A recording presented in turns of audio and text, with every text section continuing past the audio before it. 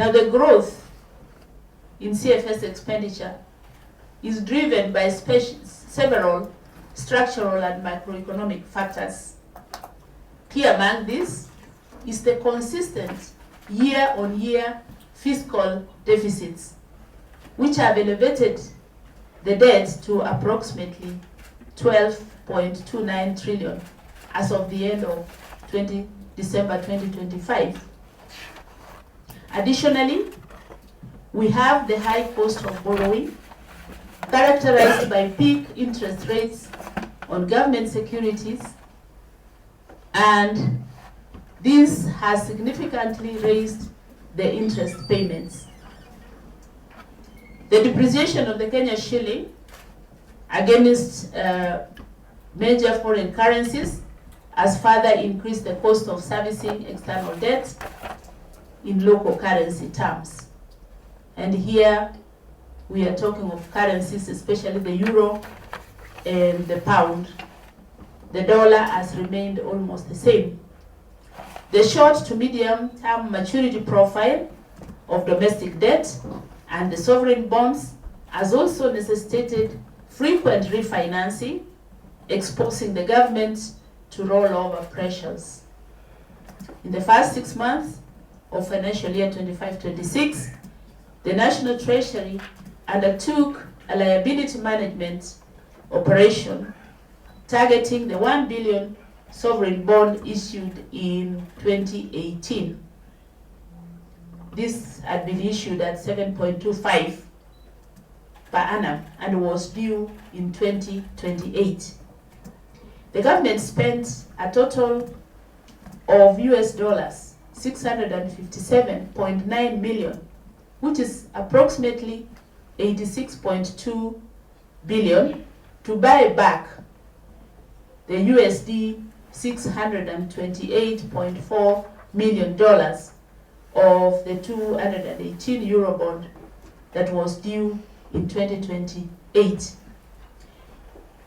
This amount comprised of a principal amount of US dollars 628 million, which translates to 82.3 billion Kenya shillings, a premium of US dollars 23.57 million US dollars, which is an equivalent of 3.09 billion shillings, and accrued interest of US dollars 5.89 billion, which translates to about 0.77 billion shillings. So overall, we are saying that this transaction resulted in an additional cost of about 3.86 billion shillings above the principal amount. Having looked at those cost drivers, what are the fiscal risks that come with these cost drivers? The current structure and trajectory of the CFS expenditure expose the government to several fiscal risks. The rising share of debt service relative to revenue presents a debt sustainability risk. This is because increasing resources are required to service existing obligations.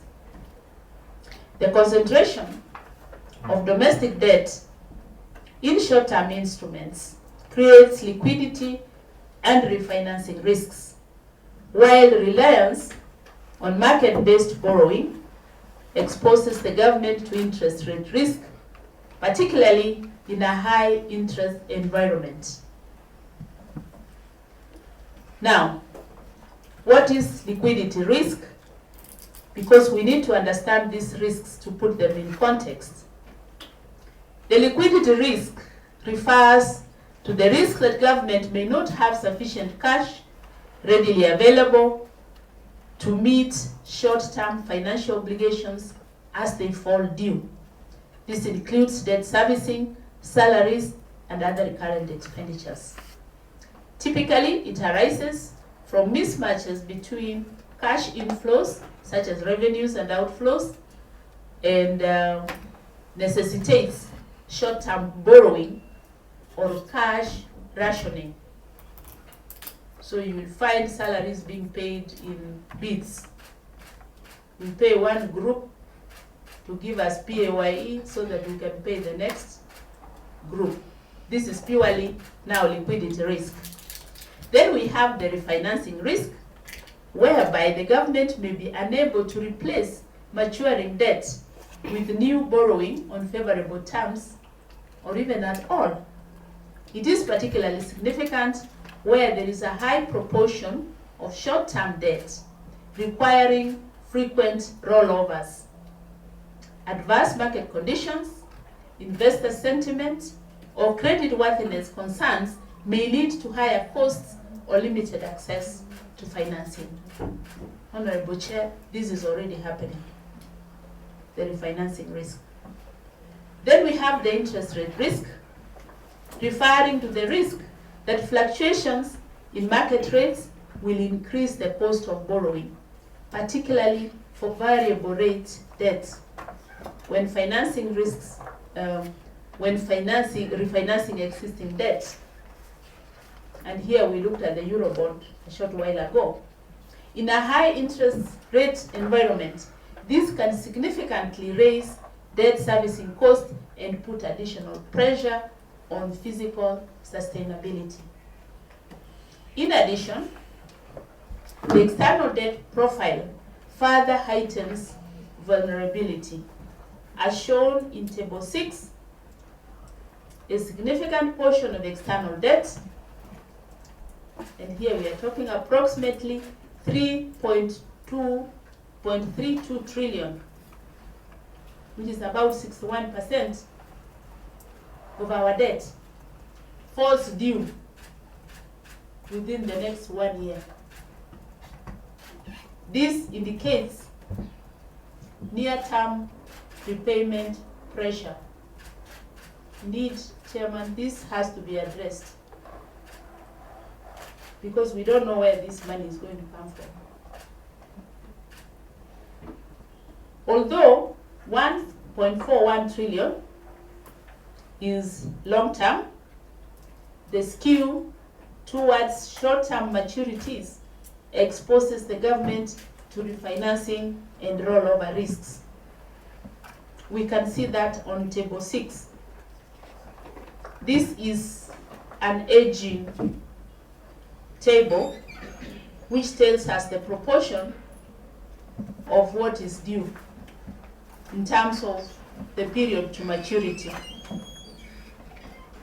And we can see that between 00 and 01, we have 3.321 trillion due for repayment. Between 1 and 2 years, we have 197 billion. Between 2 and 3 years, it's a small figure, is 7. And between 3 and 5, we have 134. And then between 5 and 10, we have that 393.5, and 10 plus, we have 1.407 trillion. So this is external debt, and the total as of December was 5.461, of which 3.3 is within a year of maturity. So that takes us now to the vulnerabilities on page 12. So beyond the immediate risks, the level of CFS expenditure creates broader fiscal vulnerabilities. High debt servicing obligations significantly constrain fiscal space, limiting the government's ability to allocate resources towards development and social programs, including health, education, social protection, and other critical investments. The non-discretionary nature of CFS expenditures introduces budget rigidity, reducing flexibility in responding to emerging priorities and economic shocks. Moreover, continued reliance on borrowing to meet both recurrent and debt obligations raises the risk of a debt spiral in which new borrowing is required to service existing debt. This is where we are. Additional vulnerabilities arise from contingent liabilities, particularly guaranteed loans, which may crystallize into direct obligations on the consolidated fund in the event of default by beneficiary entities. What is the impact of the CFS on fiscal space and the implementation of the financial year 25-26 budget? The high level of consolidated fund services expenditure has significant implications for fiscal space and the implementation of the financial year 25-26 budget. With an allocation of approximately 1.9 trillion, a substantial portion of government resources is pre-committed to statutory obligations, particularly debt servicing, thereby severely limiting funds available for discretionary spending. Under 7.11, there is the crowding out of development expenditure. Sorry. So the dominance of debt service diverts resources away from development priorities such as infrastructure, health, and education, thereby constraining investment and slowing program implementation. Then we have the impact of budget rigidity.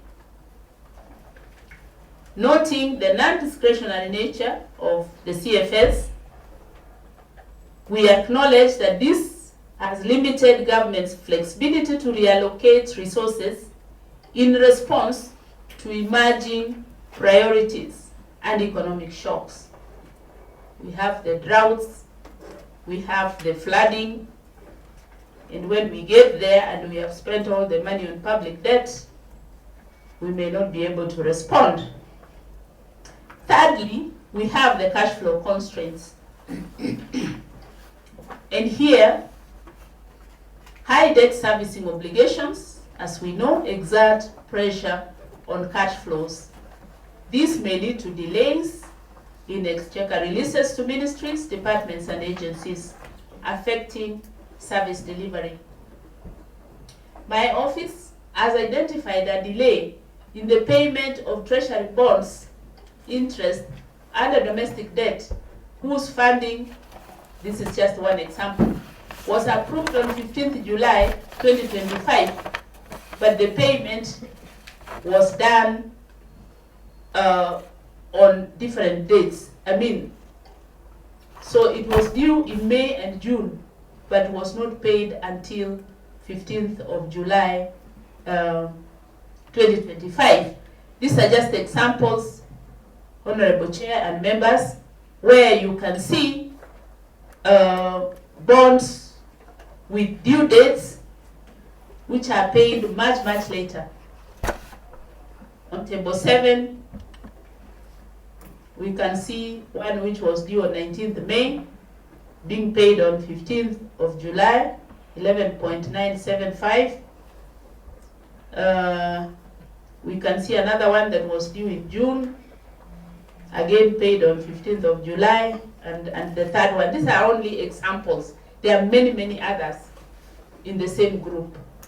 We are not able to settle them when they are due. So we have to wait for the subsequent borrowing for us to settle what is due. On 7.1.4, we also see reduced fiscal space for policy interventions.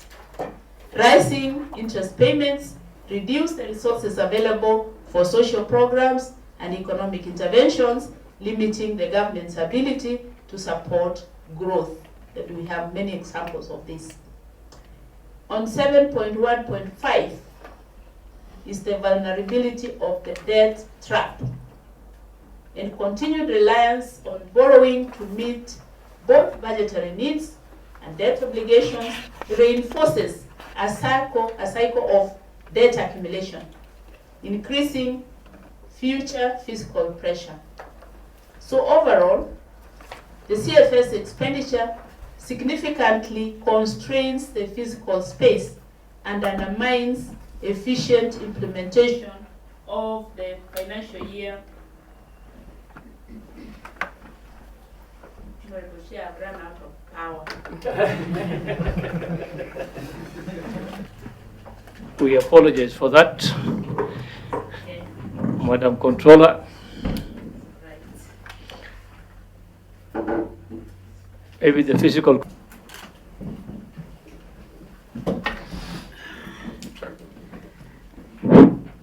Thank you, Honorable Chair. I was saying we were on the debt trap, literally.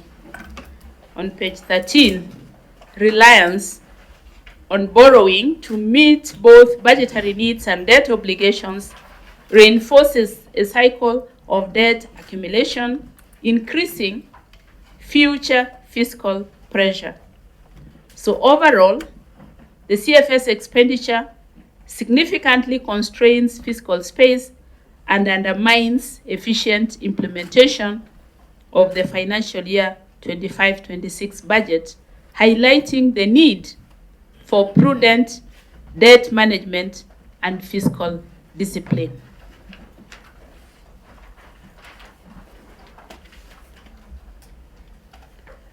On page 14,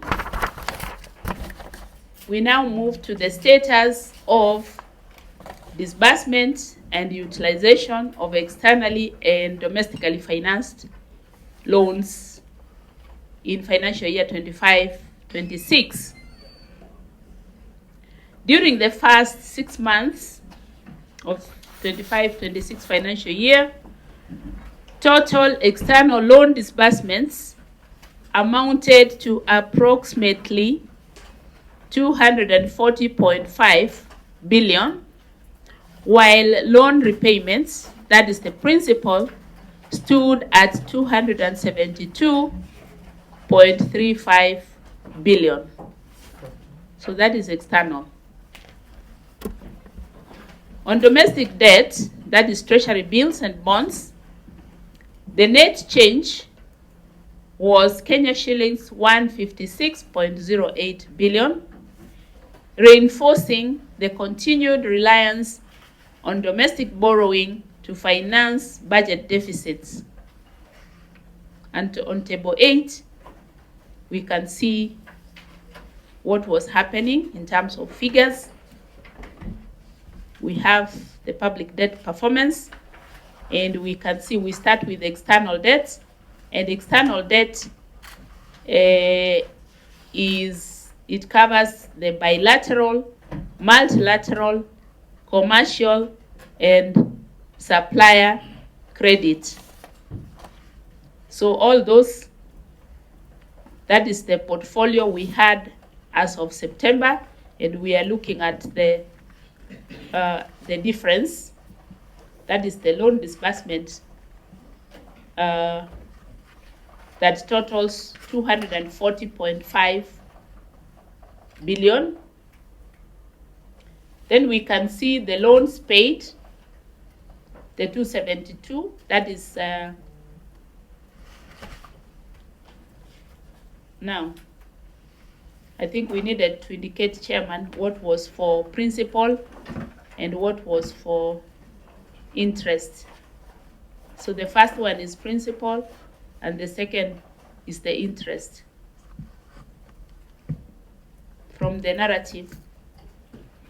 So that is what makes up the total portfolio, which we can see that for external, the total portfolio was 5.461 trillion. And domestic debt, so here we have the treasury bills and bonds, As of September, we had 6.497 trillion, and then there is interest paid of 156.079 billion, and that leaves us with a figure of 6.653 trillion as outstanding as of December, now after the 6 months. So we are not doing well. As we can see, the domestic figure is really high, and domestic debt moves a lot with redemptions and interest. So there are a lot of rollovers. There are previous investors who decide to reinvest their money. So we only reflect the net difference. That's why you are seeing the 156 billion. Let us look at the trends, the pressures and operational challenges in debt service payments and their impact on fiscal space, the cash management and budget execution. As of the end of December 2025, the external debt stock increased by 68.4 billion, which is about 1.3%, moving from Kenya shillings 5.39 trillion to 5.46 trillion, while the domestic debt grew from 6.65 trillion to 6.83 trillion, as indicated in Annex 3. Annex 3 is at the back. The commercial debt recorded the largest inflows, and this one had 202.45 billion, which is 84% growth. That is the commercial debt.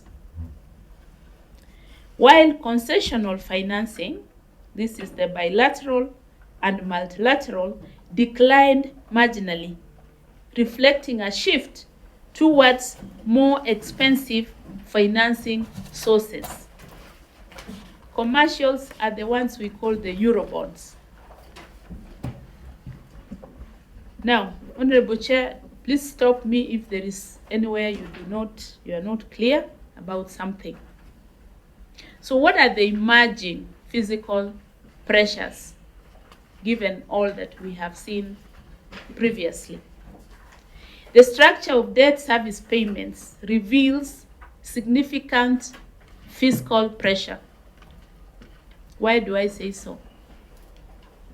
Number one, on debt service absorption, we see external principal payments alone at 272.35 billion, representing approximately 29.5% of the total CFS spending, where the total is 922.6. So if 1/3 is going to interest alone, that is quite a lot of pressure. On the interest burden, Honorable Chair, interest payments of Kenya shillings 464.49 billion accounts for 50.4% of the total debt service, indicating that half of debt payments are only financial costs rather than debt reduction. So the figure, the principal figure is not reducing. We are just paying interest. Domestic debt expansion. Domestic debt increased by 156.088 billion, highlighting continued reliance on domestic markets to plug the financing gaps. Commercial debt risk, where commercial loans account for over 90% of external disbursements, increases exposure to higher interest rates and refinancing risk. So indeed, there is evidence of significant pressure. On 9.3, we look at the operational challenges in debt service. The current debt structure represents several operational challenges. Number one, we have the cash flow strain, the mismatch between the revenues and debt repayment obligations, creating liquidity pressure, requiring careful cash planning to meet the obligations as they fall due. Indeed, we have seen that we have defaulted at some point. We cannot keep pace with the repayments. Refinancing pressure, and here we are looking at the liability management, where increased reliance on domestic borrowing and short-term instruments exposes the government to frequent rollovers and interest rate volatility. We had to borrow domestically to buy back the Eurobond. So this is an interest of a case of that. We have low absorption capacity, where slower disbursement of concessional loans, and here we are looking at the bilateral loans, disbursed 6 billion and multilaterals 31.9 billion, suggesting implementation difficulties, reducing the effectiveness of external financing and therefore commitment fees. Now, rising cost of borrowing and market constraints, recent liability management operations, including the buyback of Eurobonds, have been undertaken at a higher cost, with new issuances attracting elevated coupon rates of 7.85 and 8.7% compared to the 7.25 and 8% for the retired bonds. So we did get better rates. We just kicked the can down the road. Additionally, the payment of premium and accrued interest during the buyback imposes immediate fiscal costs. These developments, combined with the high premium that the investors now demand, indicate constrained access to international capital markets and an increasing long-term debt service burden. On page 16, Honorable Chair and members, we have the composition and disbursement performance of pension-related expenditure. So we can move away from the public debt, come home to the pensions, and we find that the allocation for pensions and gratuities for financial year 2025-26 amounted to 234.9 billion compared to Kenya shillings 223.15 billion allocated in 2024-25 financial year. This is primarily composed of four key components. We have the ordinary pension, which accounts for 100.3 billion and is 42.7% of the pensions. Then we have commuted pension, which is Kenya shillings 93.5, and that is 39.8%. And then we have the public service superannuation scheme, which represents 34.4 billion or 14.7%. Then we have other pension schemes that have 6.6 billion, which is 2.8%. And all this, Honorable Chair, is on table 9, where we can see the various pension categories and how they did. Now, during the first 6 months of the year, total exchequers released to the pensions and gratuities amounted to 73.8 billion, representing that 1% of the annual budget estimates, while the expenditure was 82.27 billion, an overall budget absorption of 35%. This percentage reflects a below target performance, particularly compared with the 55% absorption over a similar period of financial year 24-25. The target below is attributed to adverse delays in the National Treasury in processing of commuted pensions for persons who retired before 27 December 2024, who ordinarily were not covered by the Tax Laws Amendment Act that exempted pensions from taxation. Now I move to page 17. We're almost done, Chair. This is now the government overdraft, and we are looking at the status, the utilization, and governance framework. The PFM requires that short-term borrowing be restricted to management of cash flows, and in the case of the bank overdraft facility, it shall not exceed 5% of the most recent audited national government revenue. The government overdraft facility at the Central Bank of Kenya is priced in line with the prevailing bank rate, which we normally call the CBR, as determined under the CBK's monetary policy framework. So table 10 shows the charges on the overdraft facility for the 6 months ending 31st December 2025. Honorable Chair, this is one success story. If you look at the table, I want us to look at it more closely. We can see that the figure has been moving down, and that's why we have, in the last column of variance, we have negative variance. That is the reduction. So all through, we have a total of 3.483 billion, coming down to 1.577 billion. How did this happen? The decline in overdraft interest during the reporting period compared to a similar period of 24-25 financial year was primarily due to the implementation of the Treasury Single Account, the TSA, that commenced in July.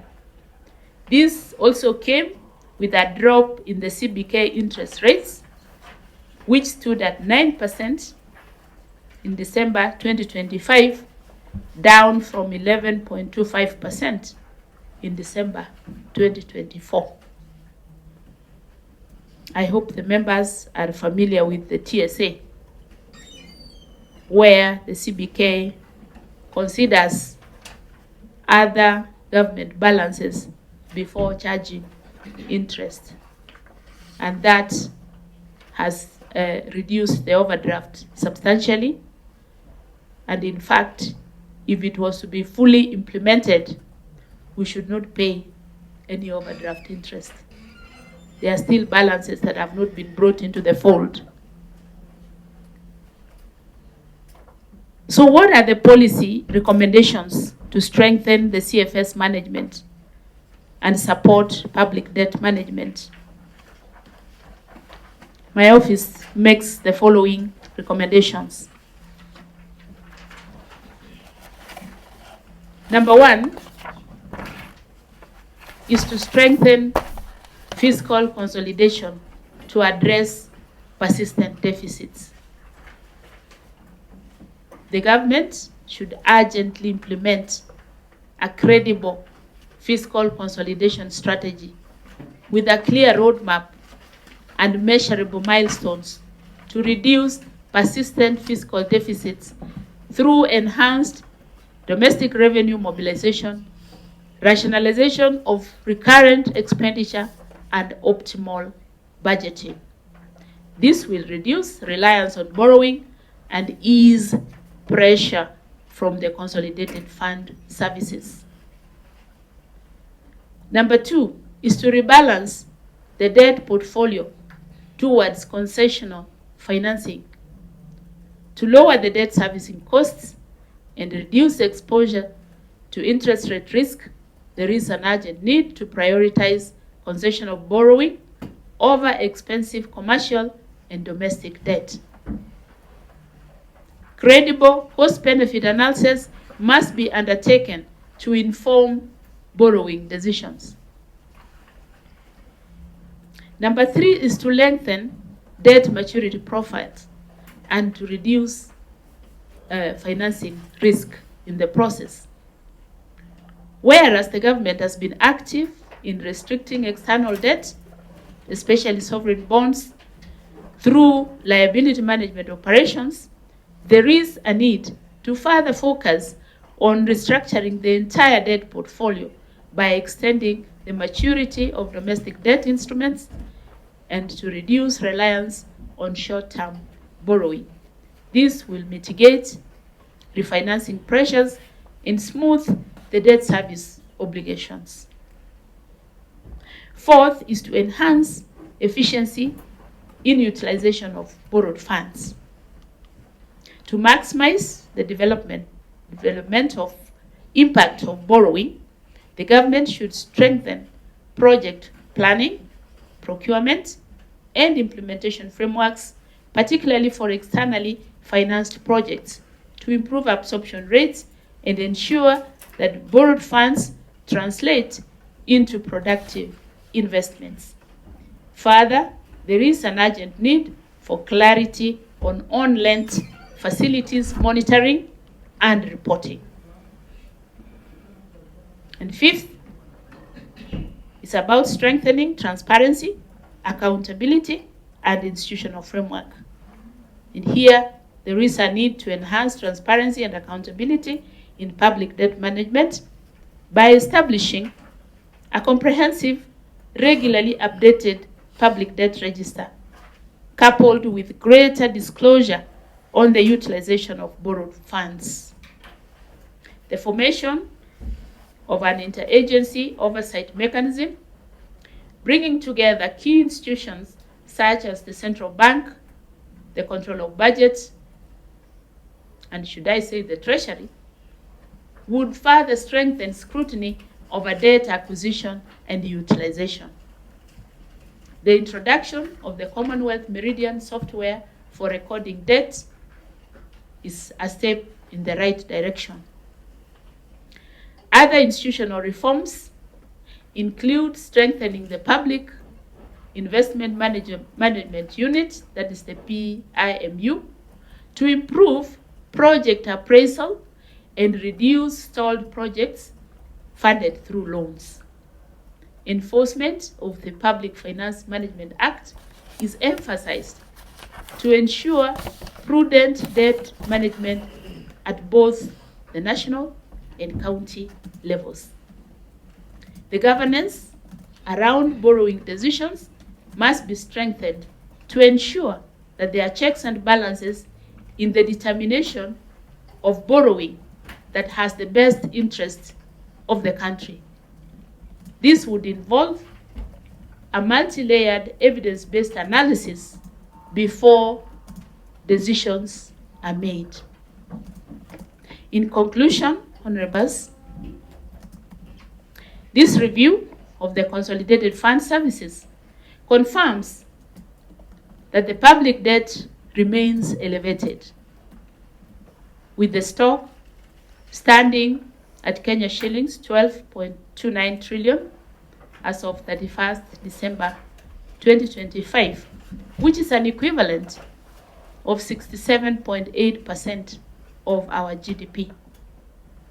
This level is significantly above statutory debt anchor of 55% of GDP and continues to exert substantial pressure on public finances. Although the growth in debt moderated to 4% during the first 6 months of financial year 25-26, the overall debt burden remains high. This report notes the growth of the domestic debt over the external debt. This is supported by the proposal in the medium-term strategy, debt strategy 2026, which reflects a deliberate shift towards domestic financing, targeting approximately 82% domestic borrowing and 18% external borrowing. This rebalancing appropriately seeks to reduce foreign exchange exposure and external refinancing risks, particularly those associated with commercial borrowing. It is worth noting that the increased reliance on the domestic markets introduces new vulnerabilities, including the crowding out of private sector credit, upward pressure on interest rates, and potential dampening of economic growth.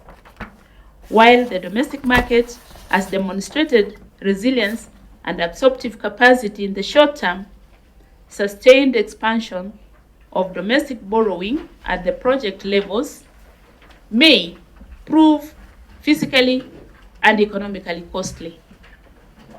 The aging of external debt has revealed a substantial repayment burden in the next 1 year. The sustainability of public debt, therefore, will ultimately depend on credible fiscal consolidation, the strengthened domestic revenue mobilization, rationalization of recurrent expenditure, and prioritization of high-impact development spending. Without sustained deficit reduction, liability management operations, and maturity profile adjustments, though beneficial, will only redistribute the risk over time rather than solve the underlying fiscal imbalance. Enhanced transparency, stricter enforcement of the public finance management framework, and improved project preparation to minimize commitment fees are all essential to safeguarding fiscal sustainability. Honorable Chair and members, I submit. Thank you. Dr. Margret Nyakang'o, Control of Budget. I think that was an extensive presentation.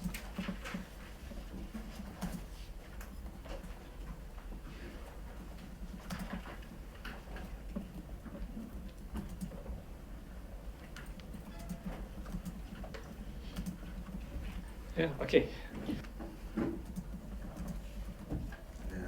Thank you, Madam Controller of Budget.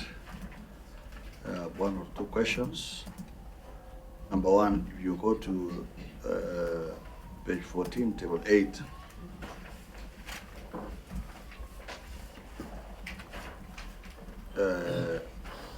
you start with external debt, bilateral, multilateral, commercial.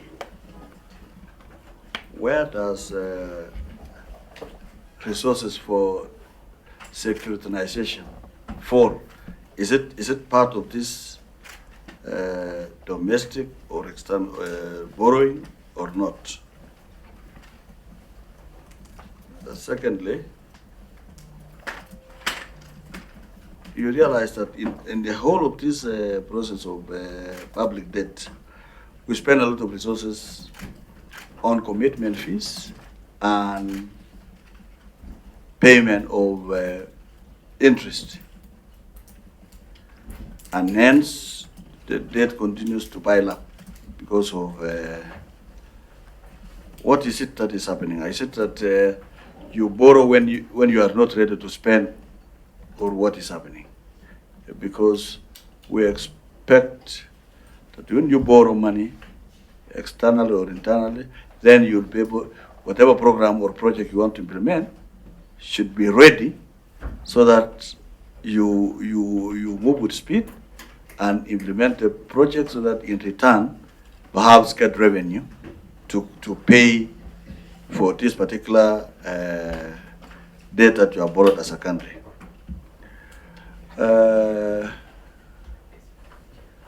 This exponential growth in domestic debt.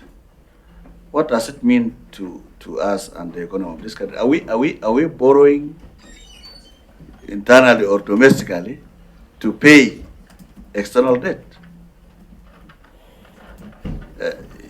That's a personal question, because this thing is growing seriously. Are we borrowing locally to pay external debts? And there was something you talked about, cash rationing, and at some point you said, you know, sometimes because of cash flow problems, then even payment of salaries you stagger, so that you pay one, maybe several ministries, and leave others, then get back pay, and then come and pay the rest.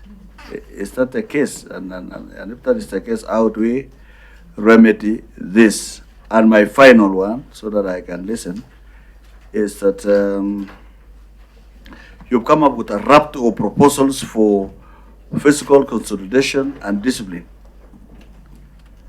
Does the National Treasury at any time implement some of these serious proposals that we think, when it is done, it will be able to have management of our public debts? Thank you. Thank you, Mheshimiwa. As Engineer Stanley Mudhama, the Member of Parliament from Lamu. Thank you, Dr. Nyakang'o, for your presentation. Mine is just a question based on your conclusion or from your observation. You have come up with close to five recommendations to strengthen the CFS management. But the question I'm asking you, have you presented this to the other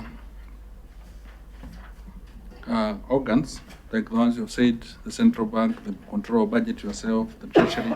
Have you presented this? Are you experiencing challenges?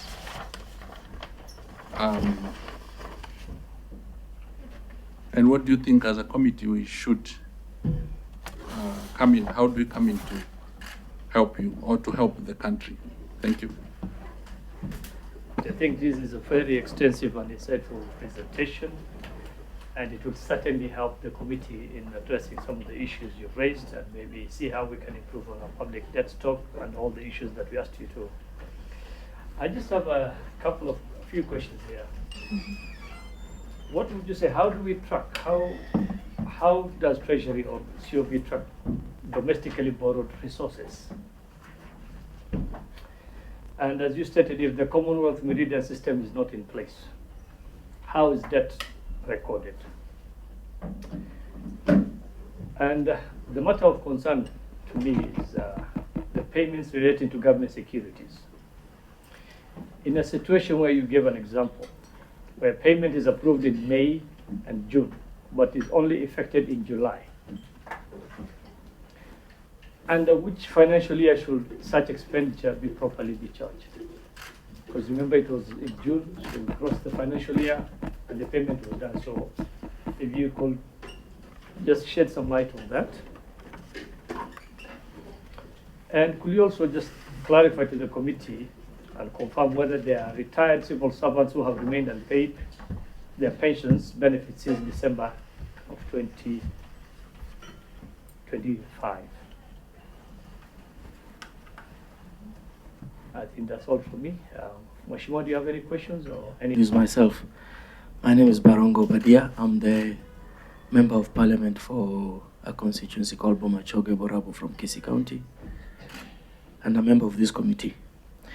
I just wanted to ask one question. Go ahead. There has been speculation on the completeness of the debt register of Kenya. Are you able to confirm now that we have the full register of all the debt that the country owes? Thank you, Chair. Mheshimiwa. Thank you, Chair and honorable members. Once again, I will take the questions in the order in which they came. The first one I noted is about securitization. Do they fall under this bilateral, multilateral, or commercial? Honorable Chair, securitization is off this particular record. We do not have, actually the Office of the Control of Budget has no record of securitization. Maybe Treasury might tell us something about it. So that means that any debts under the securitization may not be included here. They are not part of this. On commitment fees and interests, indeed, we keep paying. Like I said in the report, there seems to be a vicious cycle of these commitment fees and interest. We pay commitment fees because we have not accessed money for which we have signed. So the fact that the lender is parking it for us is what we are paying for. Indeed, that points to our implementation frameworks. A lot of times we are not ready, or we are only partially ready to implement the programs for which we are borrowing. And why do you borrow when you are not ready? So there is a mismatch. There is a mismatch between the implementers and the resource mobilization at the Treasury. So the Treasury is busy mobilizing without ensuring that the implementers are ready. And some of those are very, very sad. So some from as far back as 2017, the loans were signed. We have never drawn down the money. Yes, it is that bad. I'll give an example. We borrowed for Konza City, Konza Technopolis. You know that thing on Mombasa Road? Yes. The implementers were not ready. So we have been paying commitment fees throughout. We also paid for Kenya Power to do underground cabling in Nairobi. They were not even aware that there was such a loan.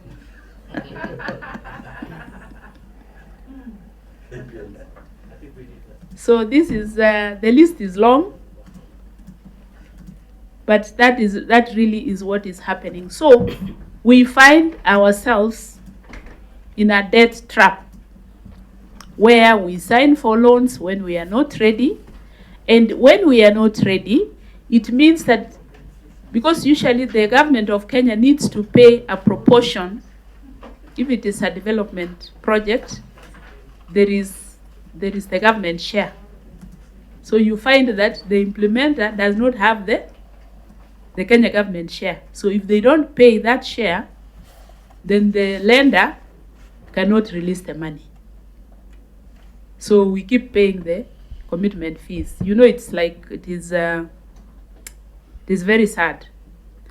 And so because we continue paying these commitment fees and interest, so we get poorer and therefore cannot do more development programs. It's a long story. Just a minute. Yes. So, Madam Controller of Budget, Yes. if we were to head up this country as a committee of parliament, if you would be kind to give us the number of programs or projects that money has been borrowed and you have been continuing to pay commitment fee like the one for Konza City, KBLC, and the list from 2017 to date, so that we can be able to further our discussion with the authorities on how to unlock this potential, because we have been, the amount of money that we've been paying for commitment fee right from 2017 to date, can be able to do a tarmac road from Margret to Lodwar. And we just put our money, the money borrowed is not coming out, and we keep on spending. So if you can be kind on that note so that we can continue, to submit this to our committee through the chair so that we can be able to go, fast track our conversation in the other higher levels. Of a comment, and indeed, it is very sad what the control of budget is saying here, because I don't know what is how the events unfold. Before you go ahead and borrow, I mean, even the main institution should probably be the one which is coming with the idea, we need to do this. So it's really surprising when we hear KPLC borrowed and yet the KPLC itself is not even aware. It's like I'm borrowing money to buy a car, but I'm not aware I'm supposed to buy a car. It's crazy, and I think, Chair, there's a lot that this committee can be able to do to just streamline things on that issue. Thank you, Chair. Thank you. Relating to the loans for which we are paying commitment fees, who are responsible and what is being done to them? Chair, I am just asking, some people may have chosen to commit the country to these kinds of loans. What does the law say in terms of bringing them to be responsible for this? Because this is it a crime? I think it's a crime. To commit a country, we are paying a lot of billions in commitment fees for actions that were taken by certain individuals in national treasury. But members, let's know, we called the controller on this issue of the CFS, and I'm sure this matter has raised a lot of interest from the members. And I would kindly request that we handle this issue of the commitment fees as a subject matter on its own, as a committee, and we do proper follow-up, rather than just getting with the National Treasury. And I can confirm, I think we have had the list, but also the control of budget can share the project's names that was borrowed that we're paying commitment fees for, so that as a committee we follow it up and get to the bottom of it, rather than just scratching the surface on it for this matter. Are we borrowing to pay external debt? Yes, yes, and yes. That is what we are doing. We borrow domestically to pay externally and also to support the budget. So this again is happening, and I may not say how many times, but we do this all the time. Cash rationing, this is, when we are busy paying the debts, we don't have enough cash even for domestic. And I did highlight these risks inside, which have, we say they have crystallized. The risks have crystallized because these are no longer theories that it can happen. These have happened, so they are for real. Fiscal consolidation. Does the National Treasury implement the fiscal consolidation? The plans are there, but as for the implementation, I think there is a serious problem. It just doesn't work. Fiscal consolidation, we are supposed to be increasing revenue, reducing expenditure. But we can't reduce expenditure when budgets are rejected and then they come in through the back door as Article 223 during supplementary. So everything that was rejected comes back and more. Not just what was rejected, but with more. They come with more bags. So that cannot be defined as fiscal consolidation by any standards. Now, I wish to state here that before a budget is prepared, the National Treasury prepares the budget policy statement. This budget policy statement, we are key players as the Office of the Controller of Budget because we give them the information on the previous year's spending and we show them the trends and we give them the challenges. We give them everything. So every year we are doing a memorandum to the National Treasury to support the COB's report and reinforce the areas that we think should be amended. But as to whether they follow the advice, now only them can say. So that remains a problem. Even in the the debt management strategy. We contributed, we gave advice, we gave a memorandum, but that is as far as we can go, Honorable Chair. We can't do more. I did give 5 recommendations on strengthening our debt management. Have I presented this to other organs? Now, like I said, at the point of planning, at the point of budget, we are critical. My office is critical in advising on the figures that are going to the budget. But after we give the advice and we say these figures should be like this, we should take care of the pending bills that were not settled. The budget comes without the pending bills. It comes without the other plans that we have given. But again, now it comes back to you as the lawmakers to deal with the Treasury, with the National Treasury. Because after we give them advice, there's not much else that we can do. Chairman, how do we track domestically borrowed debt if it is not on Meridian? Yes, currently, as I speak to you, domestic debt is not on Meridian. I'm sure you must have heard that somewhere.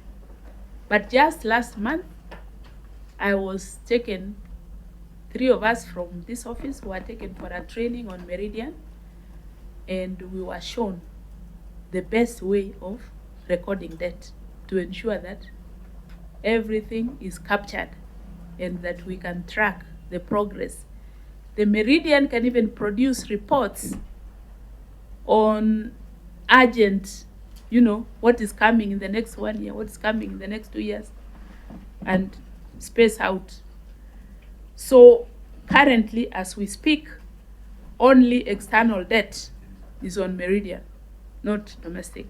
But I did ask that they should also introduce the domestic debt, because other countries are actually, they have put their domestic debt on Meridian. So it's possible. Again, as to how fast the Treasury can do it, remains out there. We may not tell, but perhaps it is something you can put to them. So we now depend on the Central Bank of Kenya for all records to do with domestic debt. The Central Bank of Kenya is the one that borrows on behalf of the Treasury. But from where I sit, there is then a conflict of interest, because the Central Bank of Kenya is a direct beneficiary of domestic borrowing, because they earn money when we borrow. So if you know, you know. So late funding of government securities, as we saw, and it is not an isolated incident, there are quite a number of them. Does it then amount to the whole financial year will be captured? Which do a liability? Now, thankfully, we now have accrual accounting, so a liability will be recorded as at the end of that financial year, and then it will be a first charge in the new financial year. But this particular one, I'll tell you is it a secret? They opened the IFMIS beyond June 30th. So it was paid as if it belonged to the other year. Yes, and then it was taken as a June 30th payment.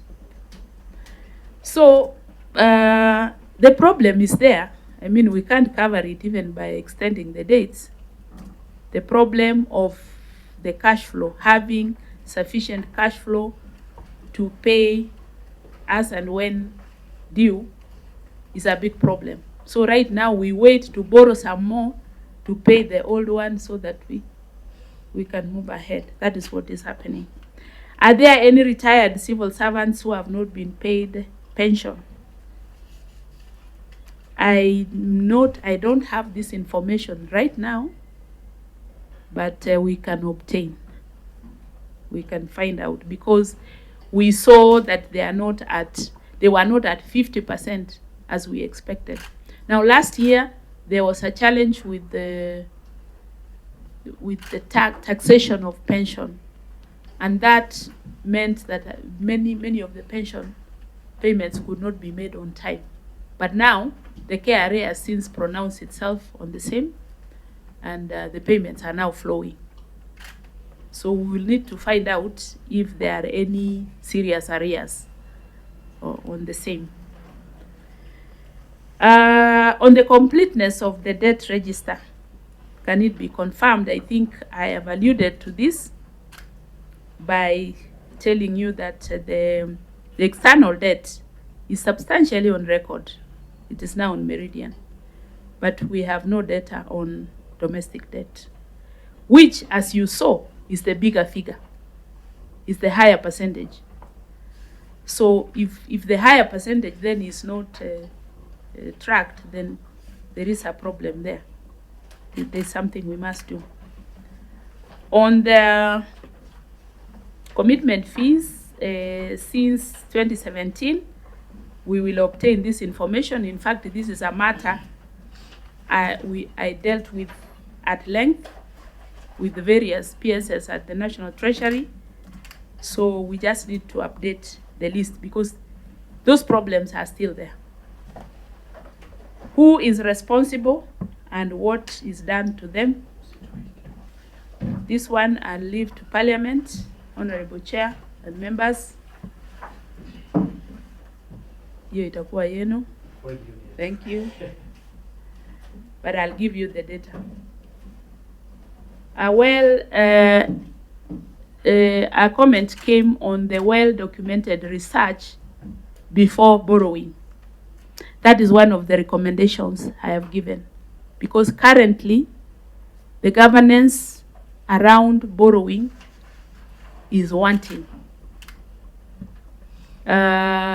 Loans, money is borrowed and you cannot trace what informed the decision. So when we went to Tanzania in 2025, early 2025, we found that they have committees which deliberate on loans, which procure loans based on favorable factors. They discuss at length. They issue, like a tender. The lenders propose what they are going to do. And if it's acceptable, then it is escalated to the decision makers to decide to pay. That during that time, they also ensure that the implementing agency is ready with the development program that is going to be used for that money. Indeed, we found that their public debt register is perfect. Everything is on record, and their repayments are done seamlessly. So this is something that is lacking here, and that is why we said in the recommendations that the governance around borrowing needs to be improved, needs to be strengthened. There needs to be technical officers who look at loans and then advise the decision makers. So there needs to be a multi-tier advisory process, which we don't have currently. Yeah. So I think, again, there was a final question on how do we fail to implement, but I wanted to, again, reinforce the fact that there is a disconnect between the resource mobilization at the National Treasury and the implementing agencies. But this would be cured if we improved the governance around borrowing, so that there is a technical committee that makes recommendations that are informed by data, so that then all these facts are put together before the borrowing decision is made. a lot of times we are borrowing before anybody even knows. So that's why we are where we are. So Honorable Chair, I think I would like to stop there. Thank you. Words and thinking and experience with other countries. What does that require? This haphazard borrowing without a plan. I think what needs to be done is perhaps from our development plan as a country or our manifesto for a government. Then there should be technocrats who will actually be able to sanitize the whole process until you have what you need to use it to borrow. If it is a road, then the PQs, everything is there, and it's festival until you even project a cash flow of revenue in return of the loans, so that when you borrow, you now borrow a specific thing for this particular water project. This is what it's going to generate to be able to repay the loan. So I think the ball is on our side to look at that. Just Madam Controller of Budget, Yes. You've said some things, the ministries bring their budgets without perhaps some pending bills or some things that needs to be done, and later on we go around using Article 223 Yes. to now, finance programs that was not captured initially in the budget. And that means Article 223 becomes an entity of financing a budget outside a budget that is approved by Parliament. Is there a point in time where this Article 223 has been used to borrow beyond what the law says, not more than 10% of unforeseen circumstances? Is there a time that we borrowed beyond what the law requires? And now, again, Madam Controller of Budget, something is coming up that we have approved as Parliament, the National Infrastructure Fund, which will now be another entity that will be used to borrow, so that now you have a debt portfolio for 12 point something billion under regular borrowing, and then the National Infrastructure Fund will become another entity. It is like a whole budget run elsewhere that will borrow. Will it be part of the borrowing in the country, or will it be just like another securitization? Because now we have money that is outside the budget books, loan which is outside the budget books, and the word of securitization. Now we have another one going around through Article 223. Now we shall have a National Infrastructure Fund. Are we going to have a budget in this country to implement, or it will be the budget of this country will be done in several coupons? Chair and Honour may comment on beyond 10% for Article 223. Now, you may be aware, maybe or not, that the law was changed from 10% of the vote to 10% of the total budget. So that was to get around the problem of 10%. So right now, there are many departments that have borrowed, that have taken 223 beyond 10%, way beyond 10%. But when you calculate it as a percentage of the overall country budget, of course, it's not even a drop in the ocean. So some of those changes that were brought in the PFM, they were PFM amendments, have created a problem. Number two, the issue that there is a general sentence that says that if the provision in the budget was insufficient. Yes, of course it was insufficient for a reason. But they give that as a reason, that we are asking for this because the provision in the budget was not sufficient. So, in short, there are loopholes that have been exploited within the Article 223. So the 10% cannot protect us. The the fact that it was foreseen as at the budget time does not protect us. The fact that it is urgent, you know, would protect us, but then again, it can be interpreted in many ways. It is loosely defined. So it is quite a problem. Then in terms of the infrastructure fund, of course, again, you can see that this is outside the debt books. So any borrowing that takes place there is not part of the debt register. It will be outside. It's like actually it is just like the securitization. So here they say that the borrowing is guaranteed by the whatever asset that is used or whatever revenue that is being used. So it is like a barter of the two.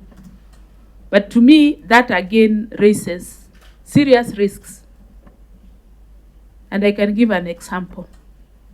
When we used fuel levy to securitize a loan, and then somewhere along the way, you find that, number one, we are getting more electric vehicles into the country. So people are running away from the petrol, the fuel.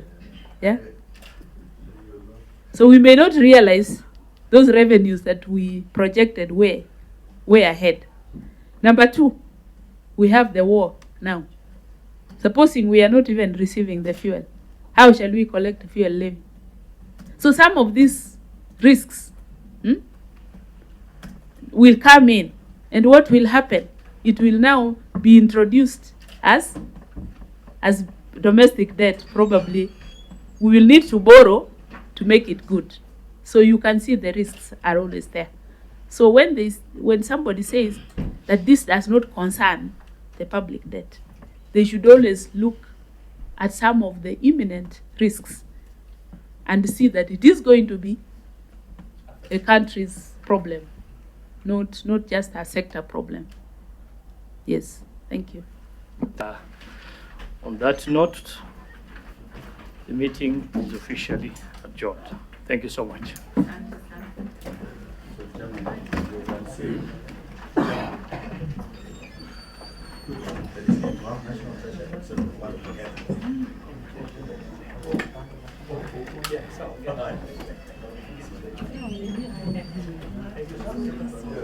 She does.